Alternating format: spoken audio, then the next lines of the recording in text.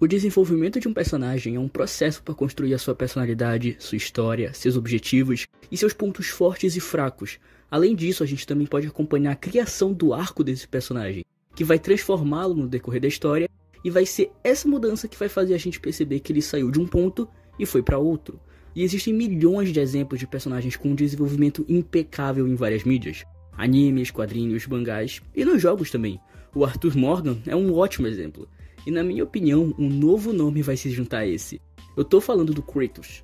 9 jogos que mostram a jornada de um homem que começa cego pelo ódio e termina sendo visto como um símbolo de justiça. Deixando de lado todo o desenvolvimento maravilhoso entre o pai e filho, esse é um dos momentos mais lindos desses jogos. O Kratos incrédulo por ter virado um símbolo de justiça é lindo pelo fardo que ele carregou por décadas, vindo de suas ações, seus erros e até pelos questionamentos feitos pelo Odin sobre ele já ter sido amado ou adorado. A idade trouxe a ele um amadurecimento, sendo a mesma coisa que o levou à sua redenção. Incontáveis pessoas que foram salvas por aquele que um dia prometeu destruir tudo. O desenvolvimento maravilhoso, jogado no lixo.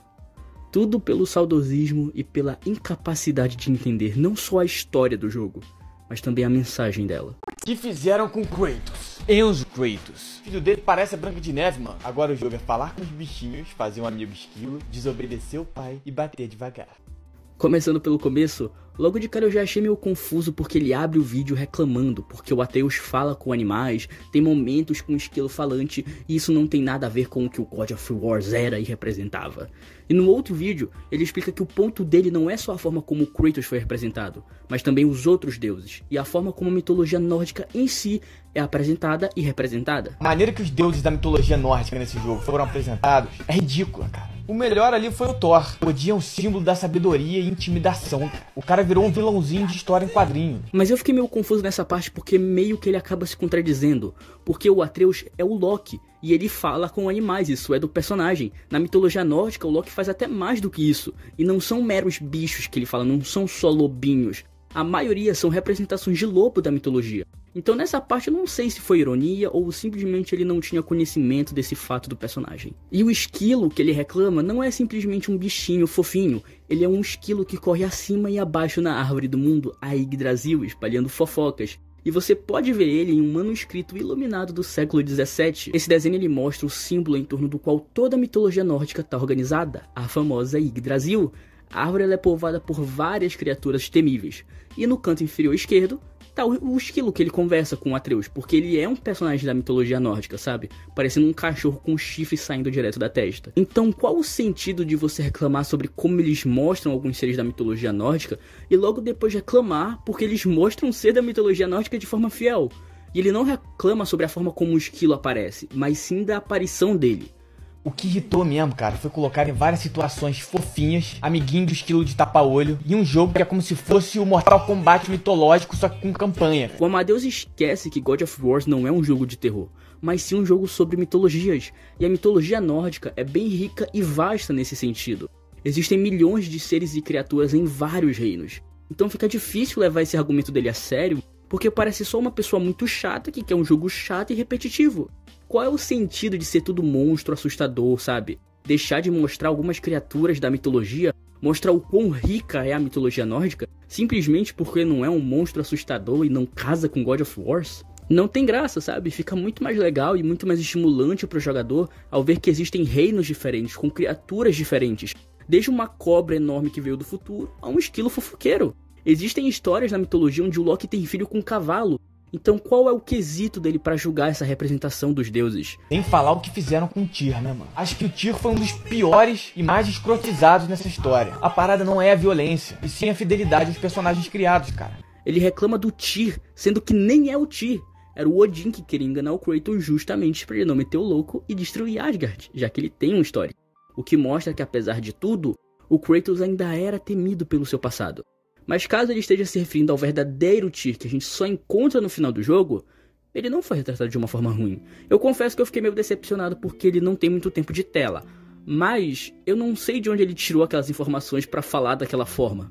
O Tyr da mitologia, ele é o deus da guerra e da justiça, enquanto o Tyr desse jogo, ele é o deus da guerra, da lei, da justiça e da honra. Ou seja, isso já explica algumas mudanças. E isso não é desconstrução, como ele citou, é adaptação. Mas vamos analisar o pouco tempo de tela que a gente tem do Ti verdadeiro e comparar com a descrição que a gente tem dele na mitologia. Porque apesar dele ser um deus da guerra, ele lutou pela paz, e isso é escrito.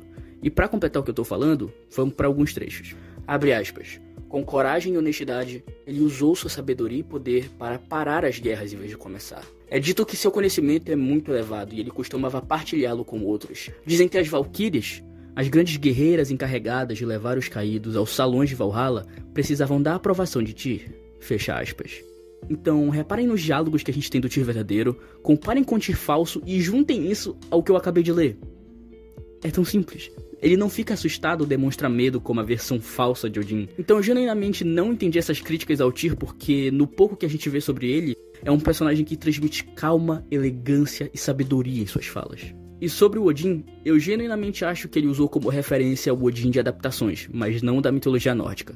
Porque o Odin não é quem ele pensa que é. Ele não é nem o terceiro deus mais forte da mitologia nórdica.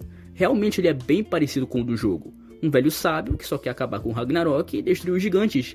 Ele nunca foi um ser forte. Apesar do Odin ser um deus da guerra também, ele é mais focado na sabedoria e estratégia. O perigo que o Odin representa é o grande controle e manipulação que ele tem sobre seus alvos. E ele está sempre em busca de mais conhecimento para ter mais controle sobre as coisas e as pessoas. E foi o que ele basicamente fez. Ele manipulou tudo e todos como se fosse um xadrez, desde o início. Deixa eu ler para vocês uma das descrições do Odin. Abre aspas. Longe de ser um deus benevolente, a personalidade de Odin é complexa como um ser humano qualquer. Igualmente, cada povo e cada época cultuava um aspecto do caráter de Odin. Assim, Odin era um guerreiro nos tempos de guerra, mas o curador após a batalha. O senhor da vida quando as colheitas iam bem, mas o deus vingativo se havia escassez de comida. Fecha aspas. O nome do jogo é o quê? Fala sobre o quê? Um evento que mata vários deuses. Por isso que a gente vê esse lado ruim de Odin, esse lado vingativo de Odin. É tão simples de entender isso. Odin tem dois lados, e naquele momento ele estava usando o seu lado ruim.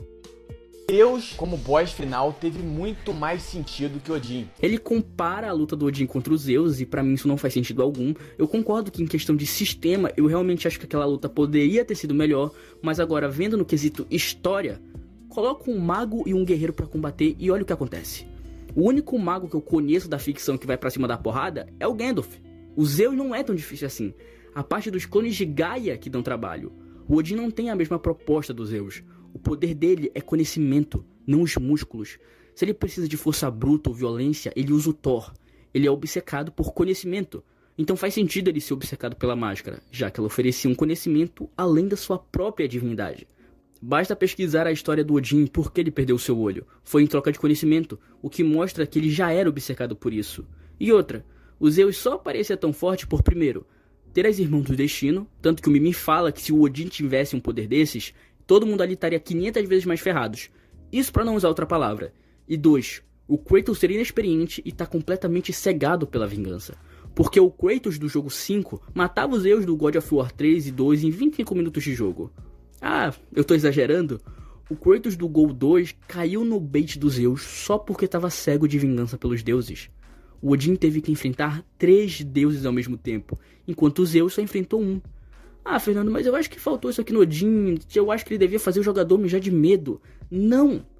Porque o Odin de fato é retratado exatamente assim nas histórias. O Odin foi um vilão muito bom, na minha opinião, exatamente por isso. Porque todo mundo pensou a mesma coisa genérica e foram quebrados com um vilão totalmente articulado, manipulador e poderoso. Não um Zeus da vida. Tanto que as fotos que o Amadeu mostra na edição dele ao falar do Odin não é nem de perto como ele é descrito na mitologia, não tem nada a ver, sabe? E a mitologia nórdica, ela não foi uma mitologia tão escrita, ela foi mais falada do boca a boca pelos povos nórdicos, fazendo assim que a personalidade dos deuses possa ser moldada dependendo da obra. E sendo sincero, a Santa Mônica fez nesse jogo a mesma coisa que eles fizeram na mitologia grega, porque a deusa da sabedoria era uma mula e o deus dos mares soltava raio. O Amadeus fala tanto sobre fidelidade, mas o vídeo todo é ele reclamando sobre o jogo ser fiel. E quando ele não tá falando isso, são críticas sem sentido e comparações sem nexo. Como dizer que fizeram com Kratos o mesmo que o UCM fez com Hulk. Fizeram com Kratos o mesmo que a UCM fez com Hulk, mano. Lição de moral a gente tem em outros conteúdos, porra. Isso só mostra que ele não entendeu nada.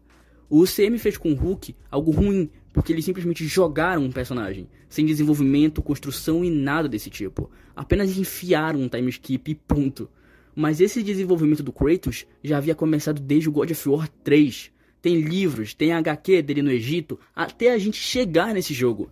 E eu adorei que ele respondeu um usuário que perguntou se o vídeo era ironia, e ele respondeu perguntando se ele sabia interpretar. Mas logo o Amadeus perguntando isso, o cara que não soube interpretar um desenvolvimento claro de personagem, não interpretou a história do Kratos e resumiu todo o seu argumento do vídeo a dizer que o nome do jogo é God of War. Mas assim, Amadeus, se você tá vendo esse vídeo, pergunta genuína, como que você interpretou os vários diálogos que tem durante o jogo que aprofundam o Kratos como personagem? O Kratos conta a história do cervo, do cavalo e do caçador, e do escorpião e do sapo. Então isso mostra uma clara alusão aos atos dele do passado. Ele está arrependido do que ele fez, das vidas que tirou por ser o monstro que ele era e ainda é em alguns momentos. E ele simplesmente não quer que o filho siga esse mesmo caminho. Ele abre o vídeo falando que o problema não é o desenvolvimento do Kratos, mas logo em seguida ele volta a bater na mesma tecla do saudosismo. O problema do Kratos pra mim nesse jogo é como ele reage nas situações irritantes que acontecem. O cara ficou manso como nunca foi antes, mano. Eu sentiria a mesma coisa se botassem lá o Scorpion no Mortal Kombat pra ter um escorpiãozinho de estimação e fazer carinho nele no Fatality. Esse desenvolvimento ele já existe desde os jogos antigos. Ghost of Sparta explora bastante o Kratos, e isso não tira a essência do God of War, porque esse jogo só perde a essência se tirarem o Kratos e as lâminas do caos. Mas o Kratos mudar a sua atitude agressiva para ser um cara pacífico por conta de seu filho se chama evolução. É um ciclo natural da nossa vida. Todo mundo tende a ser meio doidinho das ideias mais jovem, e à medida que a pessoa vai amadurecendo, ela se torna mais sábia, mais cautelosa. O arco de vingança desse personagem acabou no terceiro jogo. Aquela história do Kratos estava fadada a se tornar uma tragédia, mas essa aqui não. Ele fala que ele viu o Kratos raiz e jogou os God of War, mas ele se lembra do Ghost of Sparta, quando ele tem lembranças do irmão em cenas jogáveis que ele só anda, ou também no Gol 3 com ele seguindo a luz de Pandora em um mundo dentro da cabeça dele, onde ele anda e apenas tem diálogos, sabe? O desenvolvimento do Kratos é muito bom exatamente por isso, porque você, o jogador, juntamente com o Kratos, no auge da sua raiva, sai botando sempre a culpa nos outros, e no final, junto do Kratos, tu percebe a desgraça que todo esse ódio trouxe, como ele mesmo fala no jogo. Ele matou muitos que mereciam, mas também muitas pessoas que não. Sabemos o quanto do sangue inocente que foi derrubado por conta de certas ações do Kratos. E às vezes ele explode de raiva, mas a narrativa mostra ele superando o seu eu do passado. Uma coisa é você não gostar, outra coisa é ter essa mentalidade dos anos 90 e achar que só o do passado era bom. O Kratos não foi desconstruído, ele foi amadurecido, um recomeço pro personagem, que agora tinha um filho vivo para cuidar. Logo ele queria passar um bom exemplo pro Atreus, então a gente sabe sim que ele sempre foi um pai, mas agora o peso é muito maior. Quem jogou o Ragnarok sabe disso, o crescimento pessoal do Kratos nesse jogo é muito bom.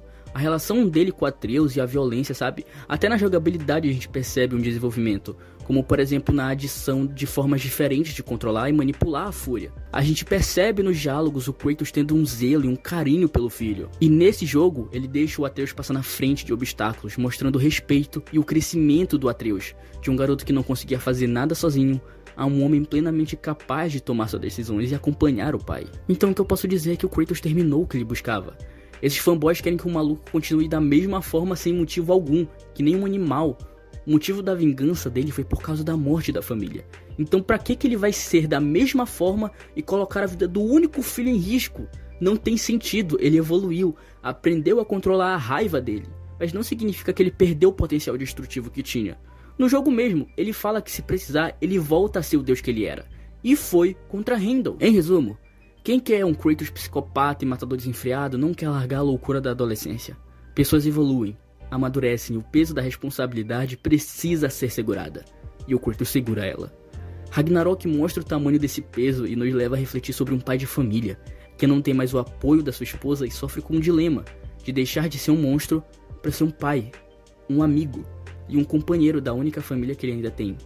O Kratos amadureceu, evoluiu e cresceu. Esse jogo tem uma narrativa e uma construção de personagem simplesmente maravilhosa, na minha opinião. E quando você joga os outros God of War, você sabe o quanto o final desse jogo toca no coração. E mostra que no final, todo mundo tem que crescer um dia.